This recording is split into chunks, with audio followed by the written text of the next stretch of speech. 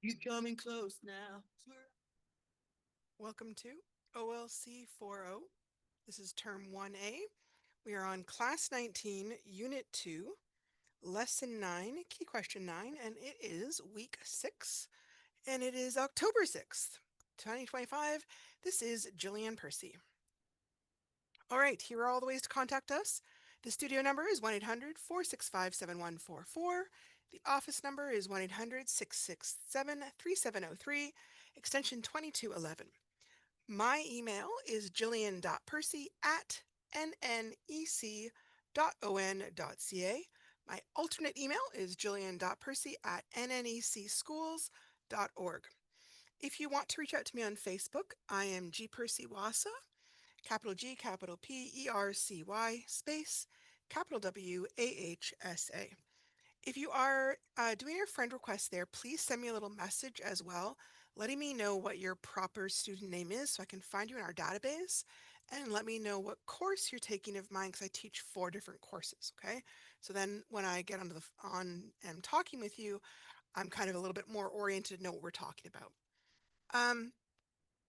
The classes that we do are live and broadcast on the radio, but then they are also recorded and posted on 2 different YouTube channels. There's my teacher YouTube channel, which is G. Percy Wassa, and then there's the school channel, which is Wassa Distance Education YouTube channel.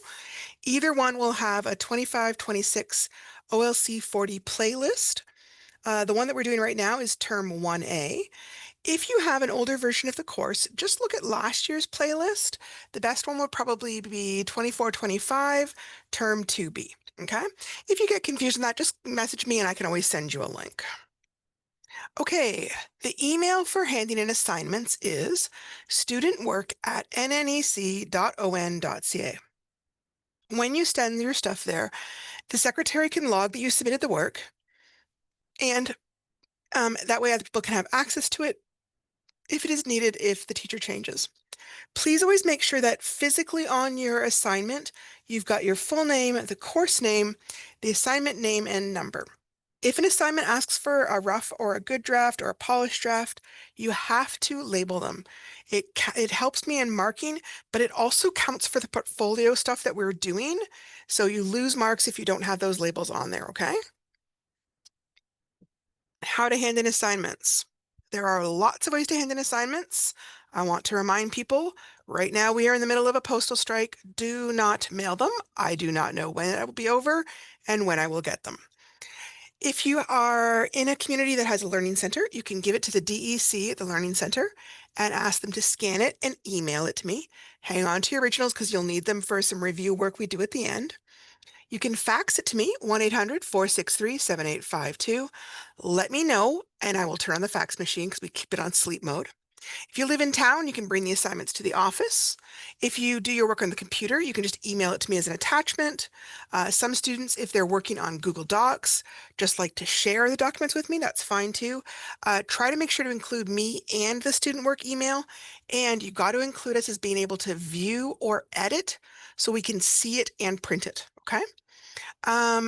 Some people, if they are doing handwriting for their assignments, will take a photograph of the assignment and then send me the photographs either in Facebook or in email.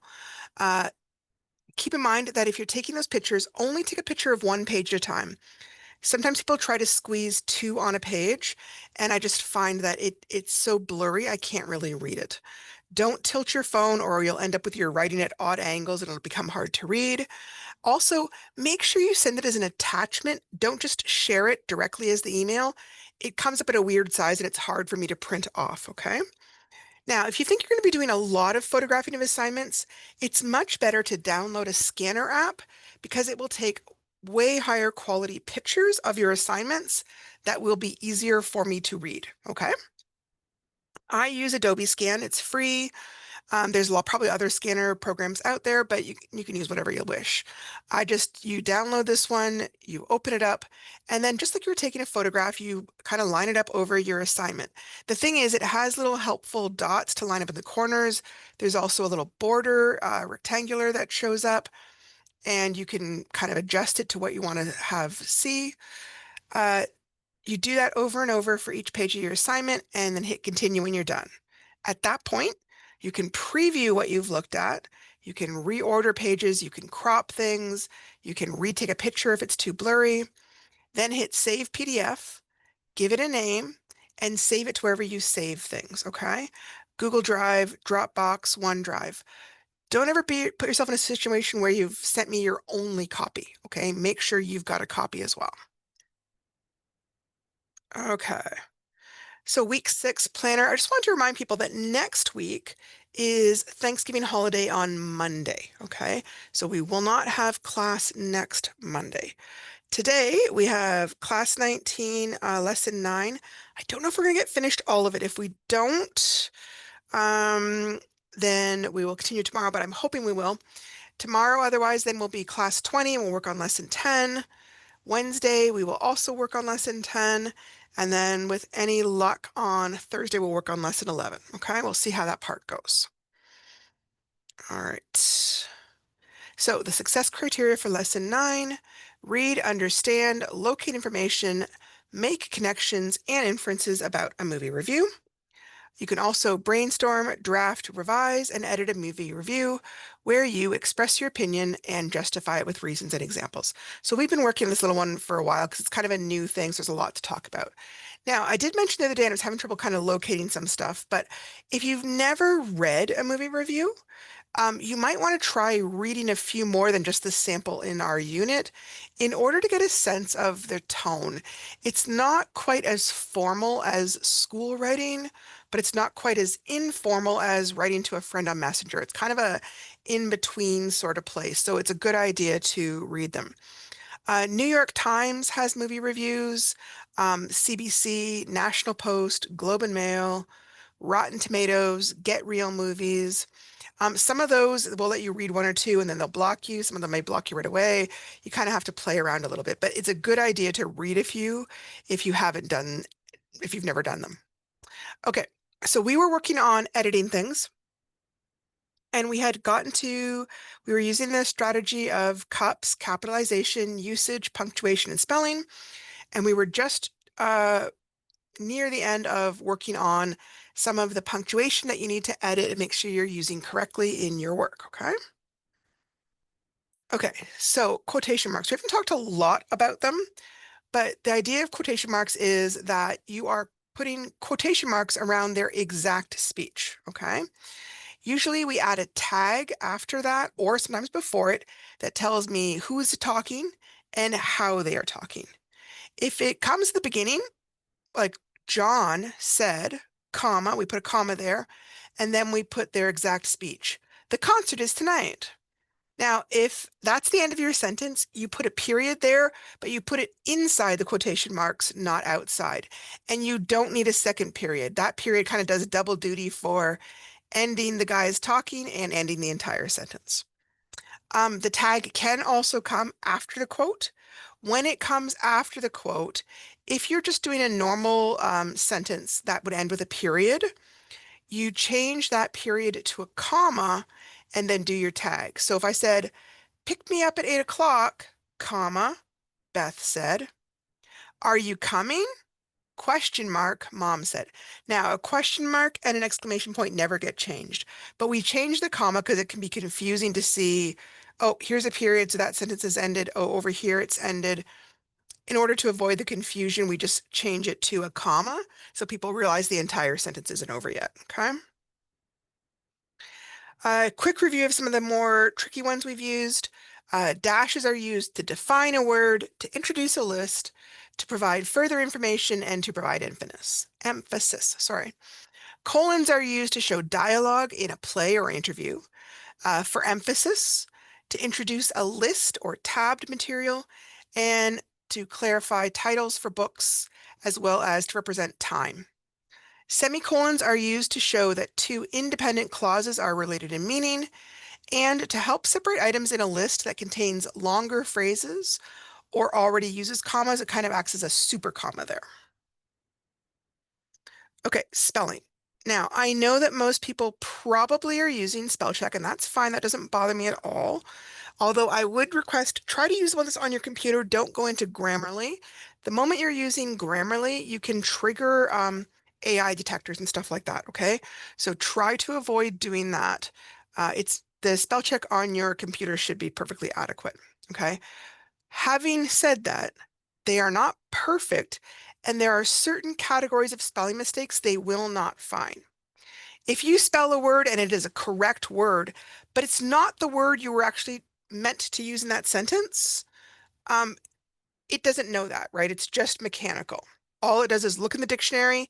Does the word exist? Great. So if you were trying to write, he was a leader that influenced others, but you accidentally wrote, he was a leader that inflamed others, the computer's not going to tell you that's wrong.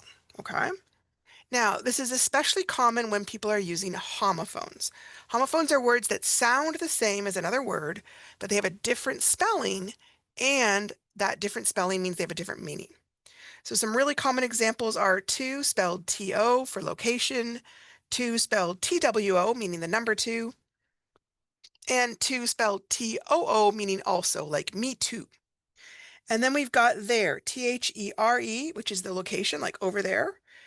THEIR, possessive, like that's their car or their house. Or THEY apostrophe RE, which is the contraction for their coming to the movies too, for example. And then we've got its, IT apostrophe S, which is a contraction for it is, and a possessive, its, ITS. I find some of the most common homophones are their possessives, and there's often a contraction that is very similar. So be cautious of what you're trying to use. Are you trying to show that something belongs to somebody? Or are you trying to shorten a pronoun and a verb? All right, where did my little line go there? Okay, once you got all those things checked, then you are technically at, oh, what's it trying to do here? That's weird.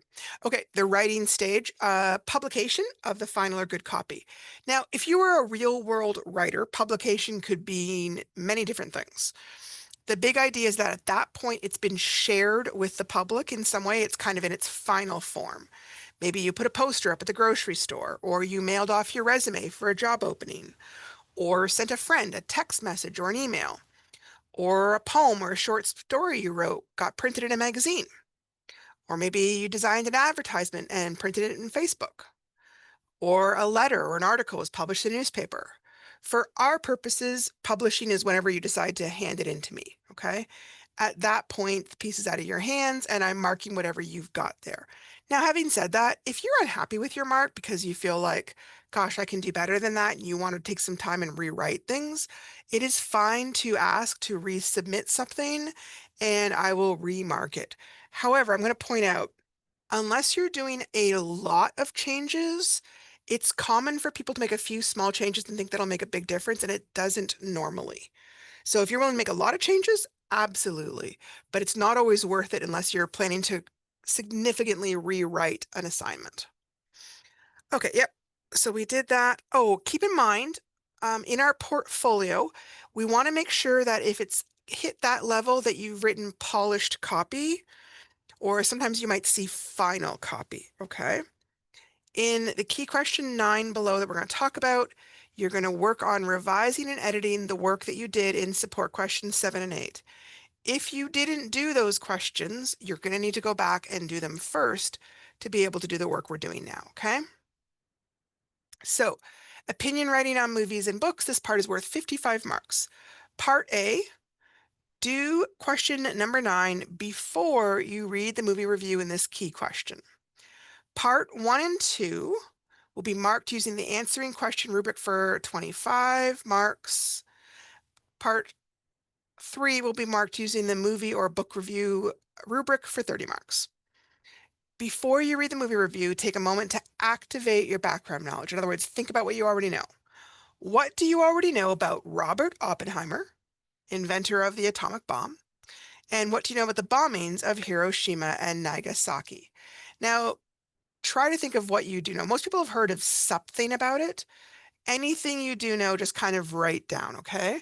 I'm not looking for correct answers. I just kind of want you to be thinking about what you already know. Remember, we've talked about how the reason we use this is because whenever you're trying to learn something new, the easiest way to remember it is to mentally attach it to information you already know. It just kind of builds on it. And it gives it sort of a hanging spot in your brain to kind of click onto. At least that's the theory that I hear. Number two, if your friend was inviting you to see this movie about Robert Oppenheimer, what questions might you have in your mind before you agree to go? Think of at least two possible questions. Especially this is questions where you might think, hey, if I answer this and they're saying a certain kind of answer, then I don't even want to watch it.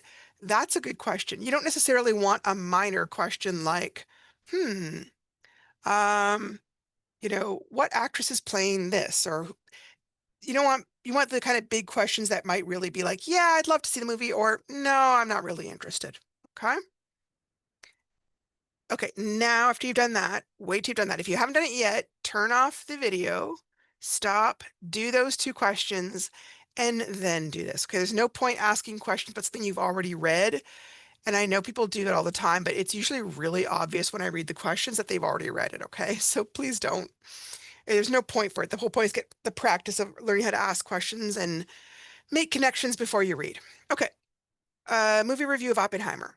I went to this movie Oppenheimer eager to be drawn into the drama of the creation of the first nuclear bomb, but the movie was somewhat disappointing. First, it is way too long.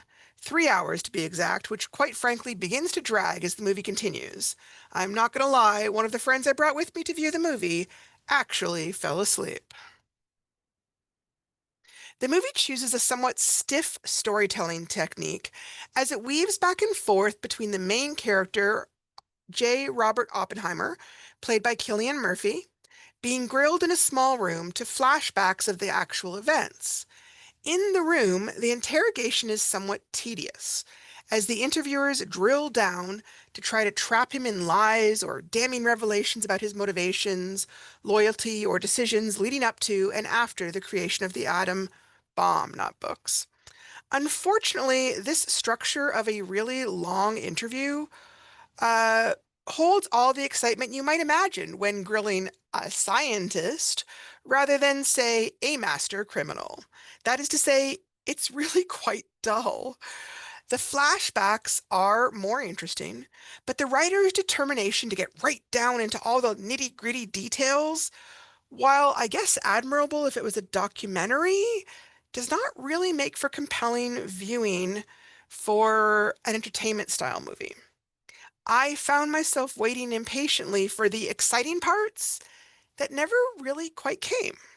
One of the most controversial moments of history is the dropping of the bombs on Hiroshima and Nagasaki, but it is never directly depicted what this looked like on the ground. I found myself having explained to young adults the details of what damage this caused both immediately and long term. The movie assumes a level of familiarity with the history that I'm not sure is accurate for younger viewers. The cast was strong, but unable to overcome the limitation of the film's storytelling structure. Emily Blunt as Kitty, Oppenheimer's wife Kitty, portrays her as a betrayed but somewhat cold wife.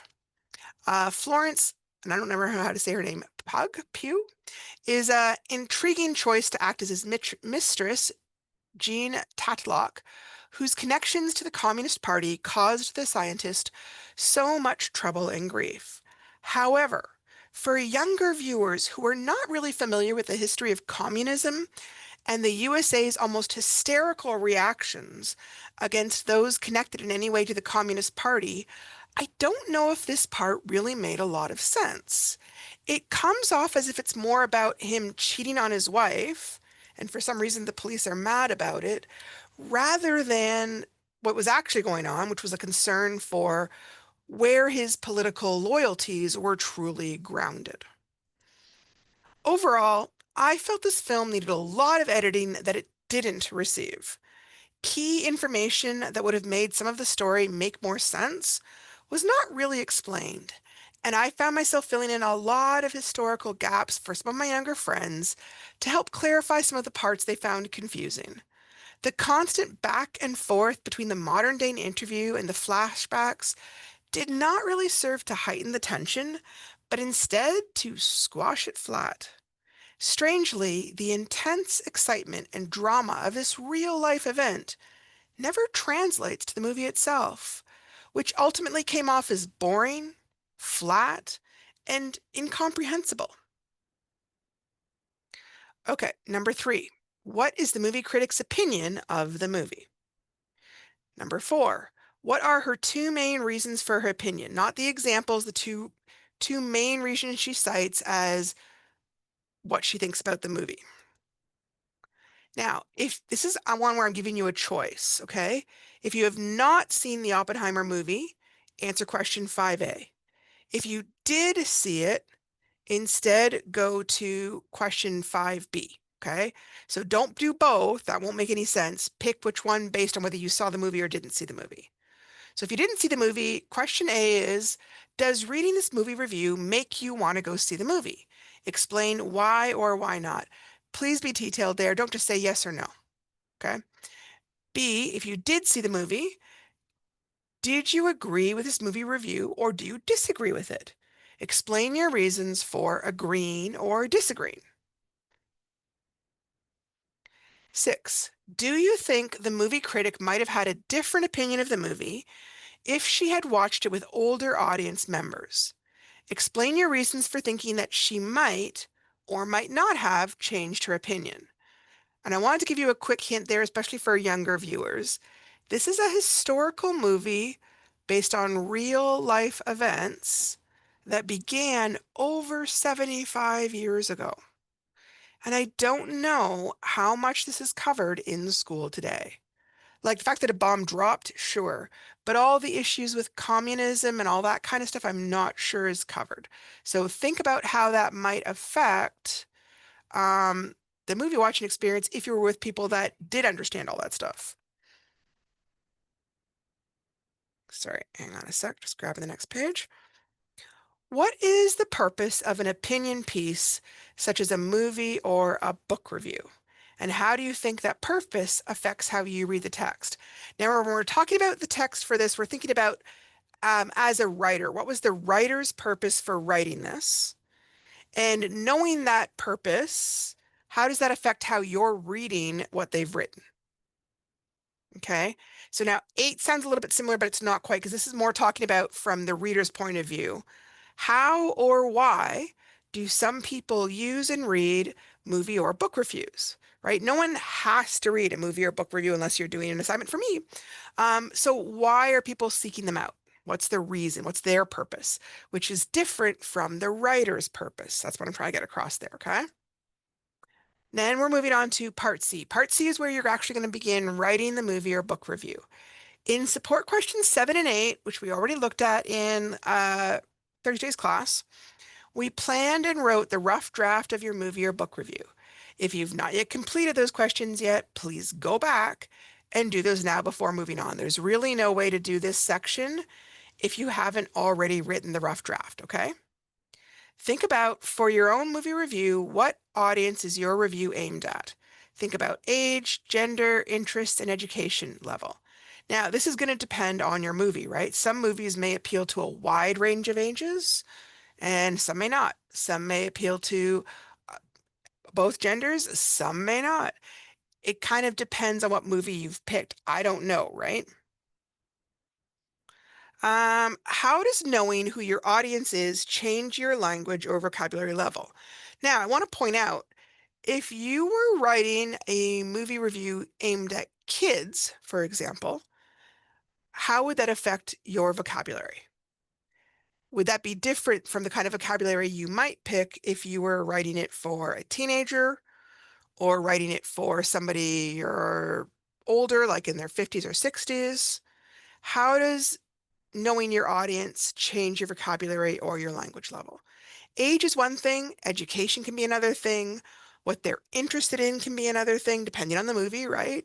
Right. So I'm not myself watching Fast Furious number 27 and 300 because I could care less about cars. But hey, someone else might be very interested. But that might change how you write about it. Okay, 11A, revising. For this question, look over your rough copy and look for ways to improve your writing. Below is a list of some possible ways to improve and revise your review on a separate piece of lined paper. Please make at least 4 of the suggested revisions below and then check mark the ones you use. Remember to hand me in the checklist as part of the assignment, okay? Remember to label this final copy as your revised draft. Key question 9, movie book review. Place the date, hand this in. Now, we've been talking about movies a lot because I felt that that was probably really appealing to people. But if you're not a big movie watcher and you wanted to do book reviews for the whole thing, that's fine too. It does not matter to me at all, okay? They're both a type of media. So here are some of the possible revisions you could make. You could state your opinion or reasons in a more clear and detailed fashion. Number 2, you could add details to your examples. Number 3, you could improve your vocabulary level to eliminate boring or repetitious words.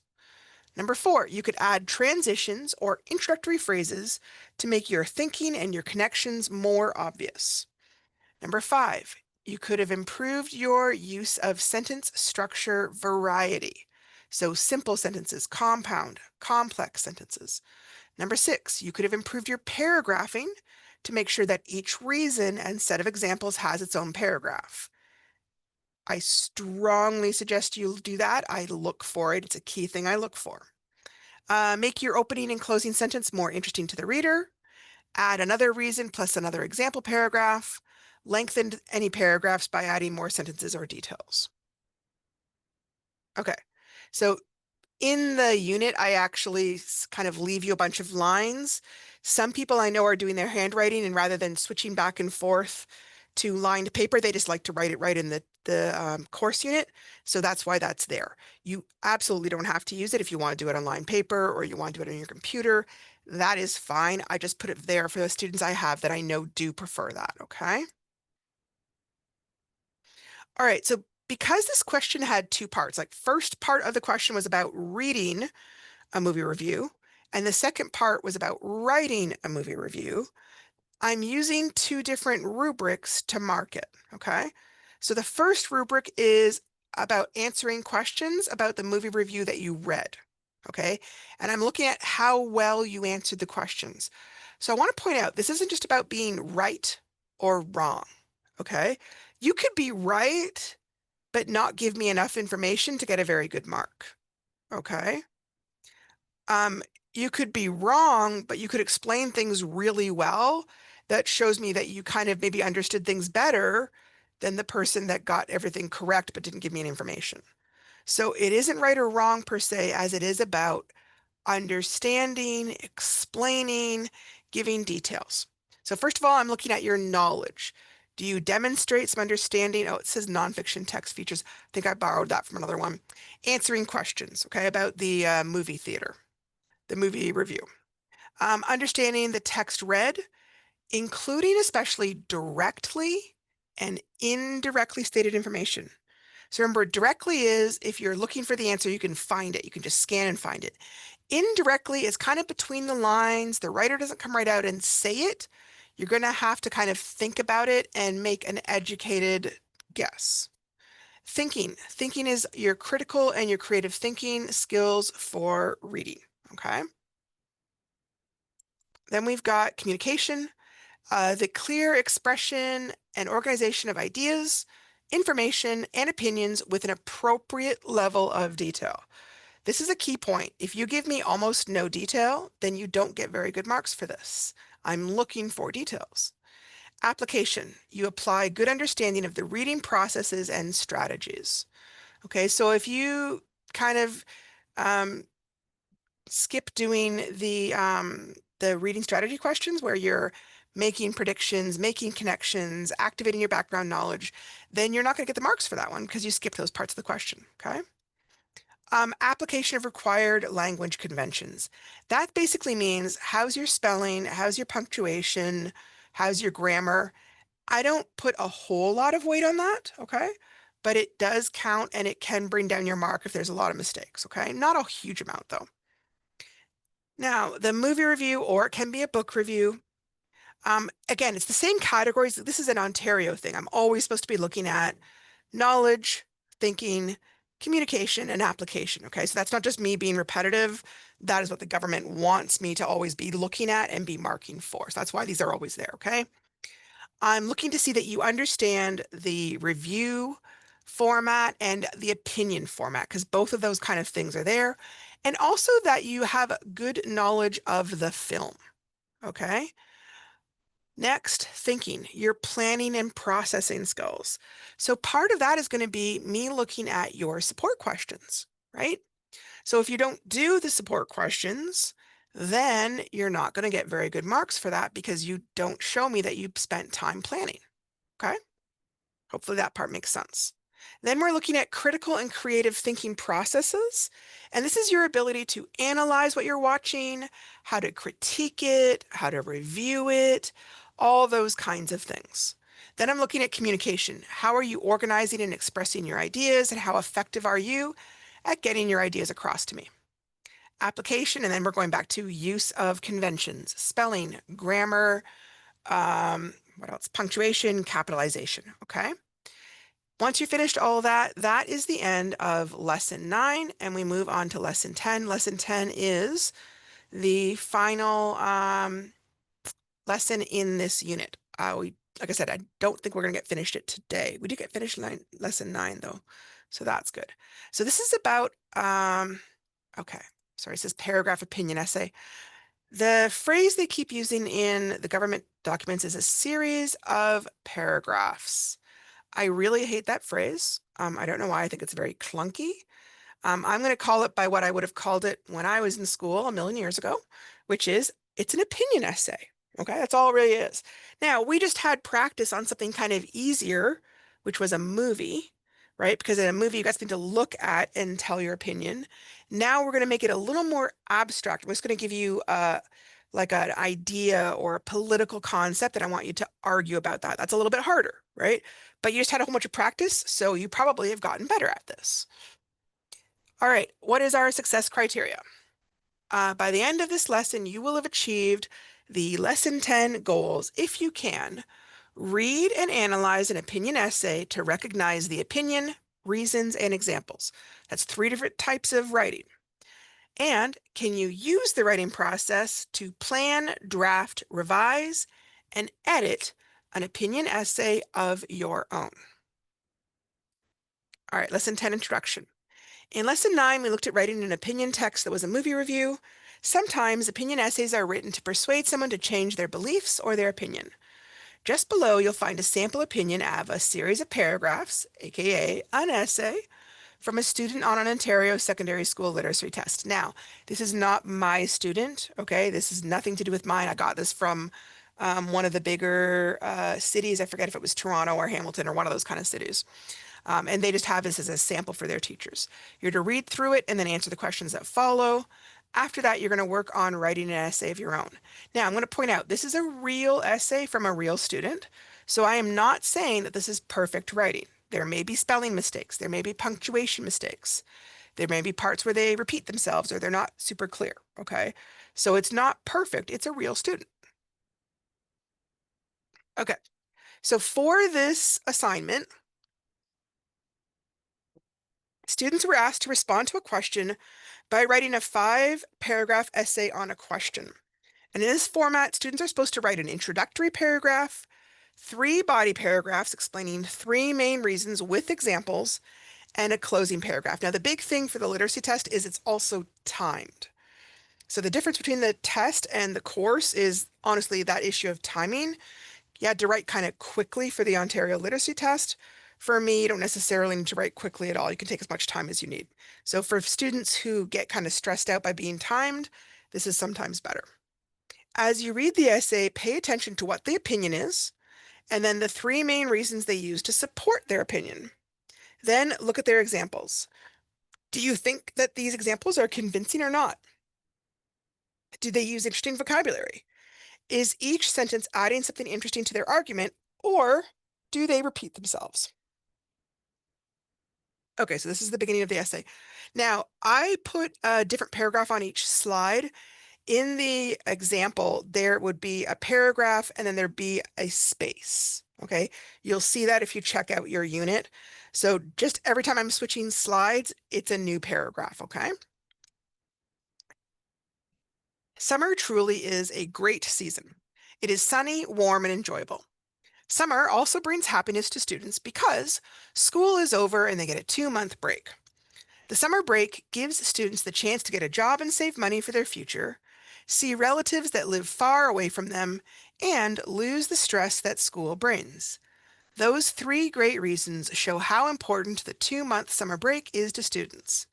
Therefore, a 2-month summer break is very beneficial to students. In order to have a successful future, students will need money to pay for post-secondary schooling. The 2-month summer break gives students a chance to do that. Since 1980, college and university tuition fees have increased by 34%, leaving students desperate for money. With the 2-month break, students can get a job, and even if they only get paid minimum wage, they will have over $4,000 by the end of the break, which can pay for a big portion of tuition fees. Since the 2-month break plays such a large role in the student's future, it is beneficial. Throughout the school year, students are given huge tests and plenty of projects, which add a great deal of stress to a student's life. As the 2-month summer break relieves a lot of stress for the students, the break is beneficial. In a Manitoba study, 80% of students that suffer from depression state it was caused by a huge school workload. The 2-month summer break gives students a chance to rest and relax, which would make their lives less stressful. The 2-month summer break helps students relax, which is how it benefits them. Okay. I don't know if that Manitoba quote, by the way, is true. She may have just made it up for the purposes of her essay. I don't know. Finally, with the huge workload and busy schedule that comes with school, students do not have a lot of time to spend with family. The break allows for students to see relatives that they normally wouldn't have time to visit. If an uncle lives out of the country, then a student would not be able to see him because the student would miss too much school. The 2-month break gives students time to spend with relatives without the stress of missing something important. The 2-month break gives students a chance to connect and spend time with family, which is why it benefits students. To conclude, the 2-month break does benefit students. It gives them the opportunity to prepare for their future, which they will need to move on in life. Furthermore, the break allows students to live happy and healthy and steers the students away from depression. The 2-month break also lets students connect and spend time with family. In the end, the 2-month break has many positive effects. Okay? Below is the source. That means where I got it from. Okay, key question 10. Reading and writing an opinion essay, 60 marks. Part 1, answering questions about an opinion essay. This part's worth 10 marks. What was the author's opinion on the question asked, and what was their 3 main reasons for their opinion? Okay. Think about what you know about the structure of an opinion essay to figure out where to look for those, okay? Number 2, did you find their arguments convincing or not? Explain why you agree with their reasons and opinion or why you might disagree. Number 3, the essay writer uses the phrase 2-month break quite a lot. Suggest 2 alternative phrases that get across the same meaning that they could have substituted to reduce repetition. Okay? So I'm asking you, think about different ways they could say it. You're not necessarily going to be able to look this up as a synonym because it's a whole phrase. But a thesaurus might help you for part of it. So think about how you could phrase this differently. Number 4, the student also uses the word stress a lot. Use a thesaurus to find some alternate words for stress that they could have used instead. Okay. I still have some more time, so I would normally be stopping, but I'm going to keep on going because I don't want to run out of time here. Part 2, writing an opinion essay. You are to choose one of the following statements and decide whether you agree with it or not. What is your opinion? What are the reasons for your opinion? The final essay will need an introductory paragraph, 3 body paragraphs, and a closing paragraph. So here are your two choices. Not both of them, pick one. A, men should be forced by law to financially support any children they have. Or B, young people who return from juvenile detention should have to complete community service hours and write a letter of apology for past behaviors. So you're going to have to pick one of those and then write a long essay about it. So make sure you have lots to say on that topic. Okay. Fill out the brainstorming page on the next, brainstorming sheet on the next page with 3 reasons and an example for each reason to support your ideas. Now, the brainstorming page, when it's filled out, is going to be worth 10 marks. The rough draft, which we're going to do on questions 6 to 8, is going to be worth 20 marks. And then the revised and final copy will be worth 30 marks. So don't skip these sections because you can lose a good chunk of the marks. This is what the brainstorming page looks like. So up top, you'd put your main topic and whether you agree or disagree. Then you'd tell me your reason and give me some examples. Tell me a second reason, give me some examples that support that idea, and then a third reason and some examples that support that idea. Now, some students look at this kind of graphic organizer, that's what this kind of is, and see what it means and see how to outline, and they find this, oh, this is easy, I get it. But others get kind of intimidated by this and find it really challenging to get started. So the solution to that is do some sort of pre-brainstorming before you do this outlining project. Okay. If you're having trouble thinking about which topic you want to choose, you might want to set up a quick chart for yourself and like just draw a line down the page. Set a timer for 5 or 10 minutes and just start writing down as many ideas as you can for one topic. When you get to the end of your 5 minutes or your 10 minutes, reset the timer for another 5 minutes, and then try to write as many ideas as you can for the other topic. And this is just quick, it's just for you. I'm not seeing this part.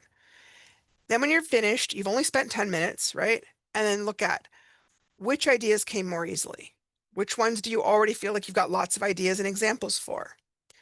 Which one do you feel more passionately about, either for or against? Generally, once you've done this, it can be really obvious. Oh, you know what?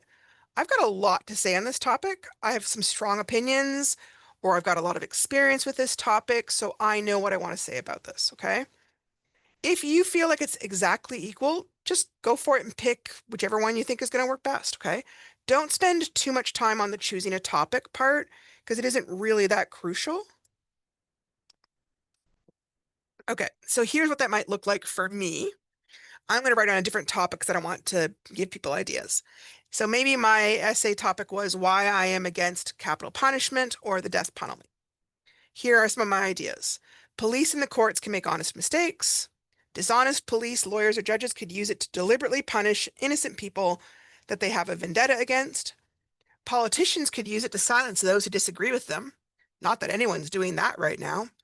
Sometimes real evidence that could clear someone's name is not allowed for procedural reasons, so that innocent people are not able to clear their name, and it will have a negative effect on police, lawyers, and judges who find themselves in the position of assigning death penalty when they know the person is actually innocent, and the negative effects on those that have to carry out the sentence.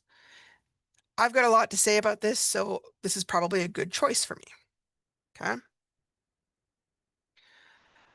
Sometimes filling out this sheet is too intimidating, in which case, take a moment and just think, what are my 3 big reasons? Okay. Once you've got those reasons, you would drop your first reason there, your second reason here, and your third reason there. And then you could start to think of some examples.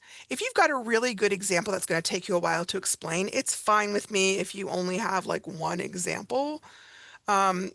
2 would be preferable, but I'm leaving you enough room so you've got this space to do that brainstorming, okay? Here we go. So I want to make a couple of suggestions because I've seen a few people sort of get off topic sort of right from the start or have problems for either one of the assignments. So on the juvenile detention topic, where it says young people who return from juvenile detention should have to complete community service hours and write a letter of apology for past behaviors. I have some students who include those 2 things in every single paragraph and sort of act as if they're the same thing. And it doesn't always make sense when they try to argue it. I have seen it done successfully, but I find it's a lot trickier. It can often be really helpful to split it up and think about, why would community service hours be important? Why would a letter of apology be important? It could be very different, right? The reasons for why you might think this is good or bad. So my advice is split those two concepts up. Don't treat them together. You can do what you like. That's just my advice. On the financial support topic, which is about men should be forced by law to support any children they have, you can tackle this topic in a lot of different ways. I've seen this one tackled in some very interesting ways. One way is to take a look at the sentence and just tackle every different part. So men should be forced by law to financially support any children they have. Do you mean only men should be forced, but not women? Because you could write an essay on that, and I have had people do that. Should it be a legal matter? Do you mean it shouldn't be illegal or it should be legal? By financially support any children, what would that look like? Why would children need financial support? How much are we talking about? Right? All those kinds of ideas. So you can tackle any one of those, all of those, that kind of idea. So sometimes I find students struggle to understand how to support their reason or argument with details and examples. Okay? In real life, when you state an opinion on something, we don't always have to justify it or support it with extra examples. If I say I love Chinese food, I don't have to spend the next 10 minutes explaining my exact reasons for why. But in school, and the purpose of this essay writing is learning how to provide evidence to support your ideas. So we've talked about this before, but sometimes students I find do get a bit mixed up between their reasons and their examples, and they start just listing more and more reasons. Or sometimes they list a whole bunch of examples and never list reasons, which is kind of interesting too. So your reason or your argument, that is a sentence that states a fact, an observation, a belief, or a value that justifies your opinion or point of view. Okay, so I believe in gun control because a lot of people are killed every year by gun accidents. So my opinion is, I think gun control is good. My reason is because I think guns cause accidents. Okay. Example, a scenario, an anecdote, an incident, a mini story that illustrates a reason or argument.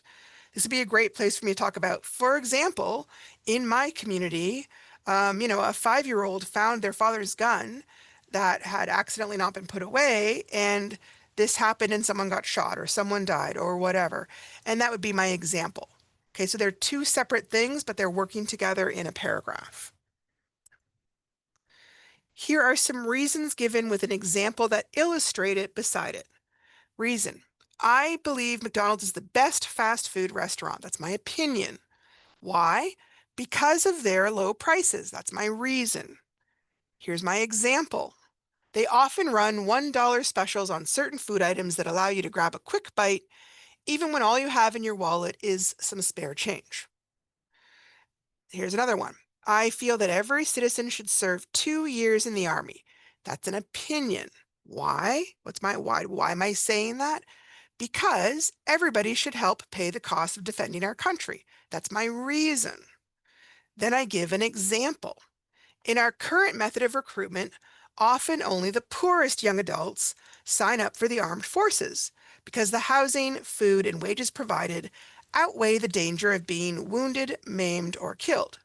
However, rich or middle class students who often have housing or financial support from their parents aren't willing to risk their lives for their country. However, they are perfectly willing to accept the benefits of having poorer people protect them, which seems unfair and selfish. So there's kind of two different examples. A, what the poor people do, B, what richer people do there. So that's the idea of illustrating your reason. The reason is often not necessarily very long, right? It's not very detailed. The details go into the example.